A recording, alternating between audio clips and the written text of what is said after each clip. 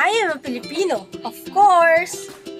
I'm a Filipino, of course, nagmamano ako as sign of respect.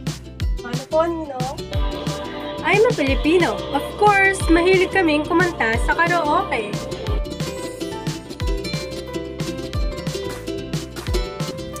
I'm a Filipino, of course, family first before anything else.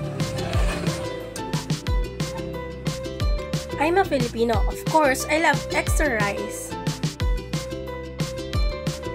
I'm a Filipino, of course, I use my bare hands kapag kumakain. I'm a Filipino, of course, I use po and opo kapag ang mga kausap ay mas matanda sa akin. Opo, saglit lang po, may tinatapos na po. I'm a Filipino. Of course, pag may bisita lang, nilalabas ang mga bagong plato. I'm a Filipino. Of course, aalukin kita pag dumaan ka habang kumakain ako. Gusto mo? Hindi.